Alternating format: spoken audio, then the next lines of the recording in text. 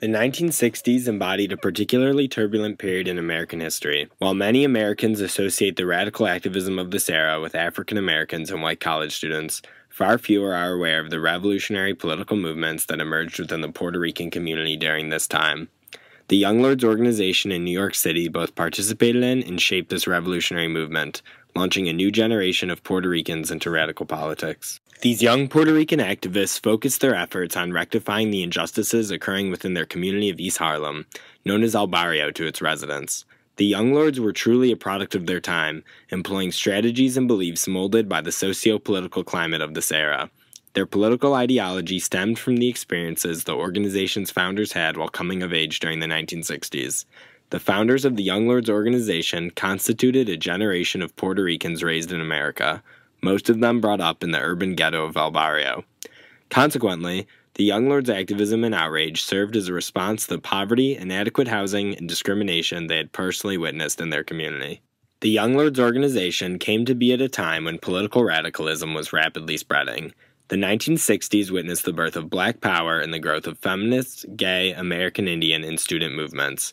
Furthermore, this was also a time when many nations throughout the Third World were gaining independence and fighting colonial powers. This era of tremendous social change formed the context for the revolutionary activism that was to take place within the streets of East Harlem. Beyond simply witnessing the expansion of social movements during the 1960s, the founding members of the Young Lords also participated directly in this growing radical activism. All of the founders of the Young Lords organization were between the ages of 17 and 22 and had formerly been college students.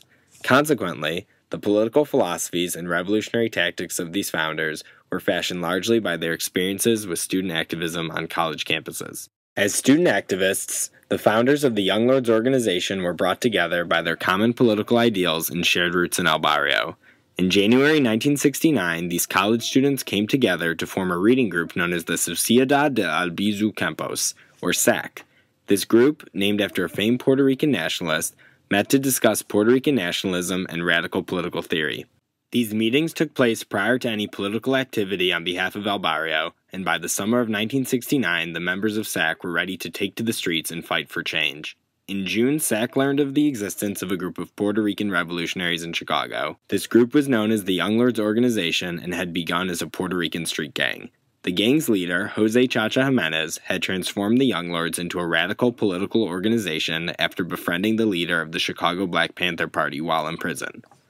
The leaders of SAC drove to Chicago to meet with Jimenez, and with his approval, they subsequently formed the New York chapter of the Young Lords Organization.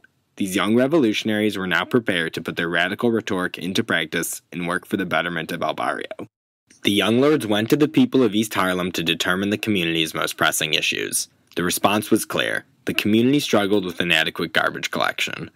The Young Lords' reaction to this issue was called the Garbage Offensive, and it was a precedent for the type of direct confrontational action that would be seen in the group's future endeavors. The Garbage Offensive combined political agitation with work oriented toward serving the community. With the help of El Barrio's residents, the Young Lords swept up all of the garbage in the neighborhood to create a 5-foot wall of trash in the middle of the street.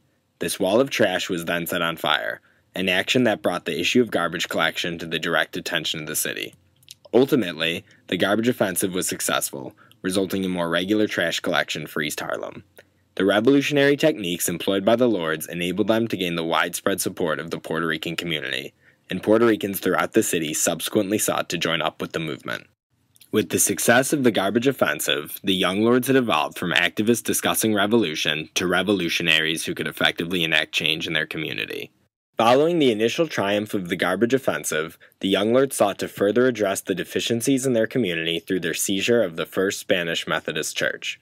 This occupation lasted for 11 days before ending in the arrest of 105 members of the Young Lords. As the church's facilities sat empty every day but Sunday, the Lords thought that the building could better serve the community by providing space for a free breakfast program. However, the congregation and its reverend consistently denied these requests. The Young Lords decided to act on behalf of El Barrio and seized the church in order to provide social services and a cultural center for the community. The Young Lords renamed the facility the People's Church, an action signifying the organization's commitment to the people of East Harlem. They used the church space to hold clothing and food that were distributed to the poor, operate a free breakfast program for neighborhood children, and provide free medical services and daycare for local residents. 3,000 people utilized these services during the 11 days in which they were offered. Through the use of revolutionary political tactics and bold public action, the Young Lords were able to both call attention to injustices within El Barrio and bring about positive change to improve their community. While the efforts of the Young Lords are commonly overlooked in the study of radical social movements, the role this organization played in its community was undoubtedly significant. By utilizing collective action and disrupting everyday urban life, the Young Lords were able to enact great change in their community and fight for the empowerment of El Barrio. The Young Lords were shaped largely by the socio-political climate of the time, but their own impact on this era was certainly noteworthy and cannot be ignored in the study of history.